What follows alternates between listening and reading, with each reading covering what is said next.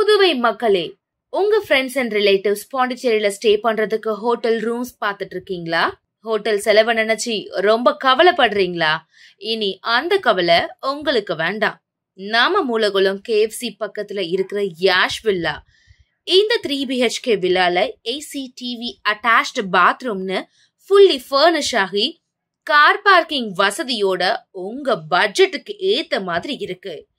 உடனடியா 9952421750 இந்த நம்பருக்கு கால் பண்ணி உங்க ஸ்டேவை புக் பண்ணிக்கோங்க.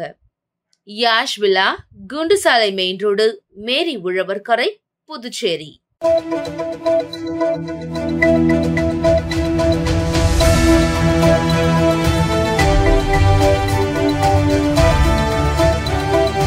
வணக்கம்.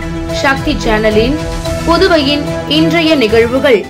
மங்கலம் தொகுதியில் உள்ள கோயில் திருப்பணிக்கு புதுவை முதல்வர் ரங்கசாமி ரூபாய் 16.7 லட்சம் நிதி வழங்கினார். மங்கலம் தொகுதிக்கு உள்பட்ட ஆரியூரில் அமைந்துள்ள அருள்மிகு தாமரை அங்காள பரமேஸ்வரி கோவில் திருப்பணிக்காக இந்த நிதியை முதல்வர் ரங்கசாமி கோவில் நிர்வாகிகளிடம் வழங்கினார். புதுச்சேரி சட்டப்பேரவை வளாகத்தில் உள்ள முதல்வர் ரங்கசாமி அலுவலகத்தில் நடந்த இந்த நிகழ்ச்சியில் வேளாண் துறை அமைச்சர் ஜெயக்குமார், துணை மாவட்ட ஆட்சியர் குமரன், கோவில் அறங்காவலர் குழுவினர் மற்றும் கோவில் நிர்வாகிகள் இந்நிகழ்ச்சியின் போது உடனிருந்தனர்.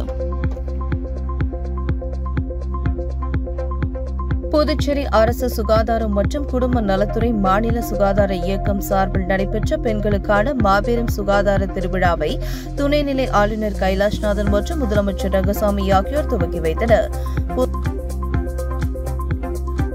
புதுச்சேரி அரசு சுகாதாரம் மற்றும் குடும்ப நலத்துறை மாநில சுகாதார இயக்கம் சார்பில் ஆரோக்கியமான பெண்களை குடும்பத்தின் பலம் என்ற கருத்தை மையமாக கொண்டு மத்திய சுகாதாரத்துறையின் அறிவுறுத்தலின்படி பெண்களுக்கான மாபெரும் சுகாதார திருவிழா துவக்க விழா கம்பன் கலையரங்கத்தில் நடைபெற்றது. இதில் சிறப்பு விருந்தினராக துணைநிலை ஆளுநர் கைலாஷ்நாதன் கலந்து கொண்டு விழாவை துவக்கி வைத்தார். முதலமைச்சர் ரங்கசாமி தலைமை தாங்கினார். இவ்விழாவில் சபாநாயகர் செல்வம், உள்துறை அமைச்சர் நமச்சிவாயம், பொதுப்பணித்துறை அமைச்சர் லட்சுமி நாராயணன், விவசாயத்துறை அமைச்சர் தேனி ஜெயக்குமார், துணை சபாநாயகர் ராஜவேலு, மாநிலங்களவை உறுப்பினர் செல்வ கணபதி, தலைமை செயலாளர் சரத் சௌகான், சுகாதாரத்துறை இயக்குநர் செவ்வேல், மாநில சுகாதார இயக்க திட்ட இயக்குநர் கோவிந்தராஜ், அரசு செயலாளர் ஜெயந்தகுமார் மற்றும் சுகாதாரத்துறை அதிகாரிகள், செவிலியர்கள், செவிலியர் கல்லூரி மாணவ மாணவிகள் பலர் கலந்து கொண்டனர். புதுச்சேரியில் மக்களுக்கு நல்லது செய்ய வந்தால் வீண் வதந்தியை கிளப்புகின்றனர் என சமூக சேவகர் ஜோஸ் சார்லஸ் மார்டின் கூறினார். இது தொடர்பாக செய்தியாளர்களிடம் பேசிய அவர், புதுச்சேரியில் கழிவுநீர் கலந்த குடிநீர் குடித்து இறந்தவர்கள் குடும்பத்திற்கு தலா 1 லட்சம் நிவாரணம் வழங்கியுள்ளேன். அரசின் அலட்சியத்தால் இச்சம்பவம் நடந்துள்ளது. இப்பகுதியில் கடந்த 1 மாதமாகவே தண்ணீரில் பிரச்சினை உள்ளதாக மக்கள் கூறியுள்ளனர். அரசு நடவடிக்கை எடுத்து தண்ணீரை பரிசோதித்து இருந்தால் 3 இறந்திருக்க மாட்டார்கள். தமிழகத்தில் கள்ளசாராயம் குடித்து இறந்தவர்கள் குடும்பத்திற்கு தலா ரூபாய் 10 லட்சம் கொடுத்துள்ளனர். இங்கு குடிநீர் குடித்து இறந்தவர்களுக்கு எந்த நிவாரணமும் அரசு அறிவிக்க. இந்த இடத்தில் இறப்பை வைத்து அரசியல் செய்யவோ அரசுக்கு எதிராக கருத்துக்கள் தெரிவிக்கவோ விரும்பவில்லை. அரசு வேலையை சரியாக செய்யவில்லை என்பதால் தான் குரல் கொடுக்கின்றேன். ரூபாய் 300 கோடி செலவு செய்து நான் அரசியலுக்கு வருவது பல சூதாட்ட தொழில்கள் துவங்குவதற்கு தான் என எதிர்க்கட்சியினர் கூறுகின்றனர். புதுச்சேரியில் தான் நான் சம்பாதிக்க வேண்டும் என்ற நிலை எனக்கில்லை. இன்றைக்கும் 100 தலைமுறைக்கு என்னிடம் சொத்து உள்ளது. மக்களுக்கு நல்லது செய்ய வந்தால் வீண் வதந்தியை கிளப்புகின்றனர். நாங்கள் வரி மட்டுமே ரூபாய் 5000 கோடி செலுத்துகிறோம். புதுச்சேரியில் குடிநீர் கூட பிரச்சனையாக உள்ளது. தாவேகா தலைவர் விஜய் நடிப்பை விட்டுவிட்டு மக்களுக்காக வந்துள்ளார். அவரையும் நாம் ஆதரிக்க வேண்டும். கூட்டணி குறித்து தேர்தல் நேரத்தில் அறிவிப்பேன் என்றார். அது அவங்க தான் முடிவு எடுக்கணும். பட் நான் அதுக்காக நான் மக்களுக்கு குரல் கொடுக்கறது பாட போகிறதில்லை. ஏன்னா தப்பு நடந்தால் நான் என்னால் அதை பார்த்துட்டு சும்மா இருக்க முடியாது. அது நான் தப்பு நடந்தால் நான் கண்டிப்பாக சுட்டி காமிப்பேன். அது எங்கேயே குரல் கொடுக்கணும், நான் குரல் கொடுத்து தான் தீருவேன்.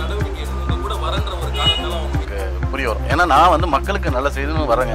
அது யார் இடையூறாக இருந்தாலும் நம்ம அதை எதிர்நோக்கி தான் போய் ஆகணும். ஸோ நிறைய பேர் அலிகேஷன் வைக்கிறாங்க, நம்ம நிற்க முடியாது. ஏன்னா எனக்கு என்னோட ஒன்லி சிங்கிள் மிஷன் நோக்கம் நம்ம புதுச்சேரியை சிங்கப்பூர் அளவுக்கு நம்ம கொண்டு போனோம். ஏன்னா மலேசியாவிலேருந்து சிங்கப்பூர் வெளில வரும்போது அவங்கள ஸ்லம்முன்னு சொல்லி அவங்கள ஒதுக்கி விட்ட நாடு தான் இன்றைக்கி சிங்கப்பூராக மாறி நீ உலகத்திலே பெஸ்ட் பாஸ்போர்ட்டாக இருக்கட்டும், இன்றைக்கி அவங்க வாழ்வாதாரமாக இருக்கட்டும், எல்லாம் மாறி போயிருக்காங்க. அந்த மாதிரி நம்ம மக்களை அப்படி பார்க்கணுங்கிற ஆசை நோக்கத்தில் தான் வரும். இவங்க என்ன எதிர்ப்பு சொன்னாலும் பரவாயில்ல, அதை எதிர்நோக்கி நான் செல்வம். பிரதமர் நரேந்திர மோடியின் பிறந்த நாளை முன்னிட்டு புதுச்சேரி பாஜக சார்பில் லாஸ்பேட்டை சுப்பிரமணிய கோவிலில் நடைபெற்ற சிறப்பு பூஜையில் துணைநிலை ஆளுநர் கைலாஷ்நாதன் சிறப்பு விருந்தினராக கலந்து கொண்டு தங்கத்தேரை இழுத்து சுவாமி தரிசனம் செய்தார். பாரத பிரதமர் நரேந்திர மோடியின் 75வது பிறந்த நாளை முன்னிட்டு புதுச்சேரி பாரதிய ஜனதா கட்சி சார்பில் மாநில தலைவர் ராமலிங்கம் தலைமையில் லாஸ்பேட் சுப்பிரமணிய கோவிலில் தங்கத்தேர் இழுத்து சிறப்பு பூஜை நடைபெற்றது. புதுச்சேரி துணைநிலை ஆளுநர் கைலாஷ்நாதன் சிறப்பு விருந்தினராக கலந்து கொண்டு தங்கத்தேரை இழுத்து சுவாமி தரிசனம் செய்தார். நிகழ்ச்சியில் உள்துறை அமைச்சர் நமச்சிவாயம், பாராளுமன்ற உறுப்பினர் செல்வ கணபதி, சட்டமன்ற உறுப்பினர்கள் கல்யாண சுந்தரம், செல்வம், தீப்பாய்ந்தான் உள்ளிட்ட ஏராளமான பாஜகவினர் பங்கேற்றனர். தொடர்ந்து இந்திரா காந்தி அரசு பொது மருத்துவமனையில் நடைபெற்ற ரத்த தான முகாமை துணைநிலை ஆளுநர் கைலாஷ்நாதன் தொடங்கி வைத்தார். ரத்த தான முகாமில் 100க்கும் மேற்பட்டோர் ரத்த தானம் வழங்கினார்கள்.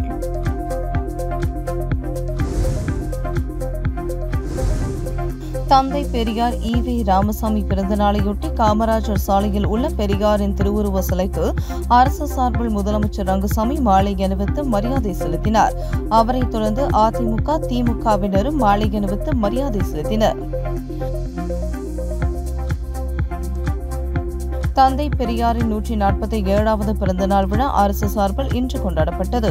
இதனையொட்டி காமராஜர் சாலை பிள்ளை தோட்டம் சந்திப்பில் அமைந்துள்ள பெரியாரின் திருவுருவ சிலைக்கு அரசு சார்பில் முதலமைச்சர் ரங்கசாமி மாலை அணிவித்து மரியாதை செலுத்தினார்.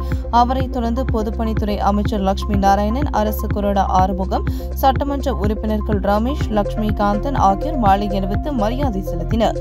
அவர்களைத் தொடர்ந்து திமுக சார்பில் மாநில அமைப்பாளரும் சட்டமன்ற எதிர்க்கட்சித் தலைவருமான சிவா தலைமையில் திமுக சட்டமன்ற உறுப்பினர்கள் அனிபால் கென்னடி, செந்தில்குமார், சம்பத் மற்றும் முன்னாள் சட்டமன்ற உறுப்பினர்கள் பலர் கலந்து கொண்டு பெரியார் சிலைக்கு மாலை அணிவித்து மரியாதை செலுத்தினர். அதனைத் தொடர்ந்து வன்முறை ஒழிப்பு எதிர்ப்பு உறுதிமொழி எடுக்கப்பட்டன. அவர்களைத் தொடர்ந்து அதிமுக சார்பில் அவைத் தலைவர் அன்பானந்தம் தலைமையில் அதிமுக பொருளாளர் ரவி பாண்டரங்கன், சுத்துக்கேணி பாஸ்கர், முன்னாள் கவுன்சிலர் கணேசன், அன்பழகன், உடையார் மற்றும் நிர்வாகிகள் பலர் கலந்து கொண்டு பெரியார் சிலைக்கு மாலை அணிவித்து மரியாதை செலுத்தினர். புதுச்சேரியில் பாஸ்போர்ட் விசாரணை பிரிவு போலீசார் இடமாற்றம் செய்யப்பட்டுள்ளனர். புதுச்சேரி பாஸ்போர்ட் விசாரணை பிரிவில் பணி செய்யும் போலீசார் பாஸ்போர்ட் விண்ணப்பதாரர்களிடம் லஞ்சம் பெற்றதாக புகார் எழுந்தது. இதனைத் தொடர்ந்து போலீஸ் டிஜிபி ஷாலினி சிங் நடவடிக்கையின் பேரில் அவர்கள் கூண்டோடு காரைக்காலுக்கு இடமாற்றம் செய்யப்பட்டுள்ளனர். அதன்படி அங்கு வேலை செய்த போலீஸ்காரர் முருகன் காரைக்கால் வன்கொடுமை தடுப்பு பிரிவுக்கும், ஆரோக்கியதாஸ், முரளிதரன், பிரபாகரன் ஆகிய 3 பேரும் காரைக்கால் கடலோர காவல் நிலையத்திற்கும் இடமாற்றம் செய்யப்பட்டுள்ளனர். இதற்கான உத்தரவை காவல்துறை தலைமை அலுவலக போலீஸ் எஸ்பி மோகன்குமார் பிறப்பித்துள்ளார்.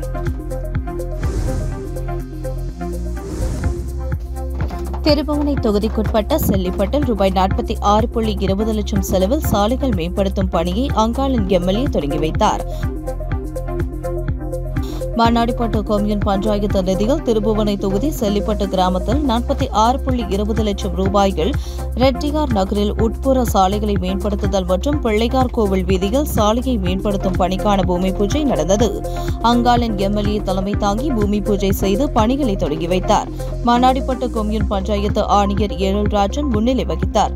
உதவி பொறியாளர் மல்லிகார்ஜுனன், இளநிலை பொறியாளர் மனோகரன், ஒப்பந்ததாரர்கள் தனசேகர், பழனிவேல் உட்பட பலர் கலந்து கொண்டனர்.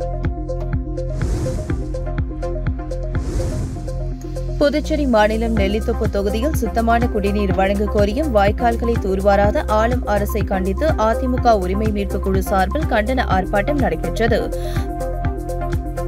புதுச்சேரி மாநிலம் நெல்லித்தோப்பு தொகுதி மற்றும் உருளையன்பேட்டை தொகுதியில் பொதுப்பணித்துறை சார்பில் விநியோகிக்கப்பட்டு வரும் குடிநீருடன் கழிவுநீர் கலந்ததால் 40க்கும் மேற்பட்ட மக்கள் வயிற்றுப்போக்கு, காய்ச்சல் உள்ளிட்ட நோய்களால் அவதிப்பட்டு அரசு பொது மருத்துவமனையில் சிகிச்சை பெற்று வந்தனர். இதில் சிகிச்சை பலனின்றி கடந்த வாரம் 3 பேர் உயிரிழந்தனர். இந்நிலையில் சுத்தமான குடிநீர் வழங்க கோரியும் மழைக்காலம் தொடங்க உள்ளதால் வாய்க்கால்களை உடனடியாக தூர்வார வேண்டும் என புதுச்சேரி அதிமுக உரிமை மீட்பு குழு சார்பில் ஓம் சக்தி சேகர் தலைமையில் பலமுறை பொதுப்பணித்துறை அமைச்சரிடமும் முதலமைச்சரிடமும் மனு கொடுத்தும் இதுவரை எந்த நடவடிக்கையும் எடுக்கவில்லை. இந்நிலையில் நெல்லித்தோப்பு தொகுதியில் சுத்தமான குடிநீர் வழங்க கோரியும் உடனடியாக வாய்க்கால்களை தூர்வார வேண்டும் என வலியுறுத்தி அதிமுக உரிமை மீட்பு குழு சார்பில் நெல்லித்தோப்பு சாரம் மார்க்கெட் அருகே கண்டன ஆர்ப்பாட்டம் நடைபெற்றது. இதில் கலந்து கொண்ட 100க்கும் மேற்பட்டோர் பொதுப்பணித்துறை அமைச்சர் மற்றும் ஆளும் அரசை கண்டித்து கண்டன கோஷங்களை எழுப்பினர். உடனடியாக ஆளும் அரசு வாய்க்கால்களை தூர்வாரவில்லை என்றால் அடுத்த கட்டமாக மாநிலம் ஸ்தம்பிக்கும் அளவில் மிகப்பெரிய போராட்டம் நடத்தப்படும் என எச்சரிக்கை விடுத்தனர். தமிழகத்தைப் போல புதுச்சேரியிலும் அதிமுகவினர் ஒன்றிணை வேண்டும், இரட்டை இலை சின்னம் வெற்றி பெற வேண்டும் என்றும் ஓம் சக்தி சேகர் கூறினார். பேட்டி ஓம் சக்தி சேகர், மாநில அமைப்பாளர், அதிமுக உரிமை மீட்பு குழு. திருப்பதியில் நடைபெறும் புரட்டாசி பிரம்மோற்சவத்திற்கு பிஆர்டிசி சார்பில் சிறப்பு பேருந்து இயக்கப்படுகிறது.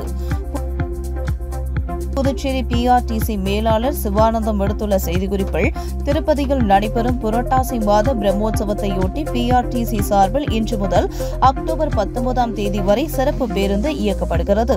இந்த சிறப்பு பஸ் தினசரி இரவு 9:30 மணிக்கு புதுச்சேரி பஸ் நிலையத்தில் இருந்து புறப்படும். திருப்பதியில் இருந்து காலை 7:30 மணிக்கு புதுச்சேரிக்கு புறப்படும். இதற்கான கட்டணம் ₹300 ஆகும். ஏற்கனவே புதுச்சேரியில் இருந்து காலை 9 மணிக்கும் இரவு 10 மணிக்கும் பிஆர்டிசி பஸ்கள் இயக்கப்பட்டு வருவது குறிப்பிடத்தக்கது என குறிப்பிடப்பட்டுள்ளது. காரைக்கால் மாவட்டத்தில் புதியதாக அமைக்கப்பட்டுள்ள பெப்ஸ் விற்பனை நிலையத்தை பொது மேலாளர் ராஜேஷ் திறந்து வைத்தார்.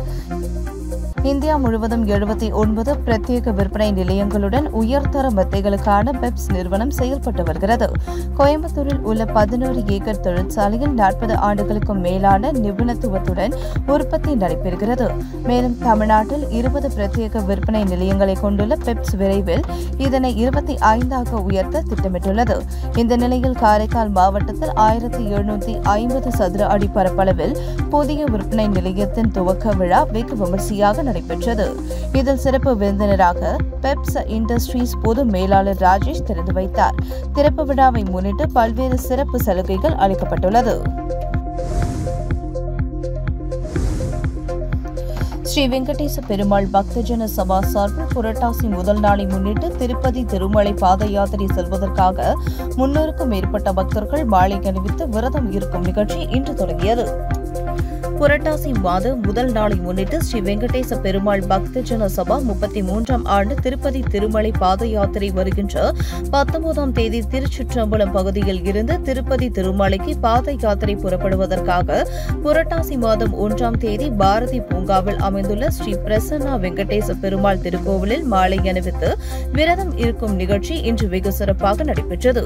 இந்த நிகழ்ச்சியில் ஸ்ரீ வெங்கடேச பெருமாள் பக்தஜன சபா தலைவர் ஜெயச்சந்திரன் தலைமையில் பக்தர்கள் மாலை அணிவித்து விரதத்தை மேற்கொண்டனர். மாலை அணிவிக்கும் நிகழ்ச்சியில் சுமார் 300க்கும் மேற்பட்ட பக்தர்கள் கலந்து கொண்டனர். விழுப்புரம் கிழக்கு மாவட்ட தமிழக வெற்றிக் கழகம் சார்பில் தந்தை பெரியார் பிறந்த நாளையொட்டி அலங்கரிக்கப்பட்ட அவரின் திருவுருவ படத்திற்கு விழுப்புரம் கிழக்கு மாவட்ட செயலாளர் ஜி.பி. சுரேஷ் தலைமையில் மலர் தூவி மரியாதை செலுத்தி நலத்திட்ட உதவிகள் வழங்கப்பட்டது. தமிழக வெற்றிக் கழகத்தின் கொள்கை தலைவர்களில் ஒருவரான தந்தை பெரியாரின் பிறந்தநாளை முன்னிட்டு வானூர் மத்திய ஒன்றியம் திருச்சிற்றம்பலம் கூற்றோட்டில் அவரின் திருவுருவ படத்திற்கு விழுப்புரம் கிழக்கு மாவட்ட செயலாளர் ஜி.பி. சுரேஷ் தலைமையில் விழுப்புரம் கிழக்கு மாவட்ட செயற்குழு உறுப்பினர் மகுடி ஐயப்பன் ஏற்பாட்டில் மாலை அணிவித்து மரியாதை செலுத்தி துப்புரவு பணியாளர் 50 நபர்களுக்கு புடவை மற்றும் பொதுமக்களுக்கு இனிப்பு வழங்கப்பட்டது. இந்நிகழ்ச்சியில் வானூர் மத்திய ஒன்றிய நிர்வாகி ஜி.ஆர். ராஜா முன்னிலை வகித்தார்.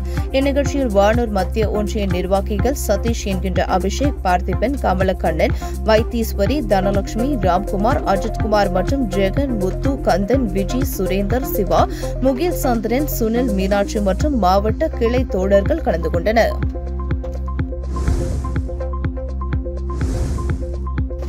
தொழிலாளர் அரசு காப்பீட்டுக் கழகத்தின் சார்பில் புதுச்சேரி மற்றும் காரைக்காலில் உள்ள தொழிற்சாலைகளில் பணிபுரியும் தொழிலாளர்கள் குறித்து பதிவு செய்வதற்கான திட்டத்தை மத்திய அமைச்சர் மன்சுக் மாண்டவியா தொடங்கி வைத்தார். தொழிலாளர் அரசு காப்பீட்டுக் கழகத்தின் 196வது கார்ப்பரேஷன் கூட்டம் மத்திய தொழில் மற்றும் வேலைவாய்ப்பு, இளைஞர் நலன் மற்றும் விளையாட்டுத்துறை அமைச்சர் மன்சுக் மாண்டவியா தலைமையில் நடைபெற்றது. இந்த கூட்டத்தில் பதிவு செய்யப்படாத தொழிற்சாலைகள், வணிக நிறுவனங்கள் மற்றும் தொழிற்சாலைகள், வணிக நிறுவனங்களில் உள்ள பதிவு செய்யப்படாத தகுதியான ஊழியர்களையும் பதிவு செய்ய ஊக்குவிக்கும் SPREE 2025 திட்டம் அறிமுகப்படுத்தப்பட்டது. இந்த திட்டம் 2015 ஜூலை 1 முதல் டிசம்பர் 31 வரை அமலில் இருக்கும்.